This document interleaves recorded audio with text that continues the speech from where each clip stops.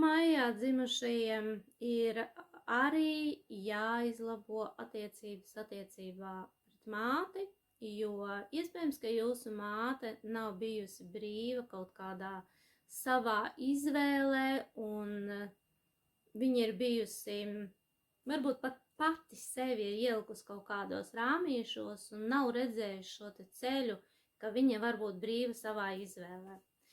Rezultātā viņa ir pieļausi attiecīgi daudz kļūdas, un jums ir jābūt viņai kā skolotājam, kā piemēram, ka var dzīvot un veidot attiecības arī savādāk. Un šādā veidā jūs būsiet arī šīs te karmas labotājs un kā paraugs.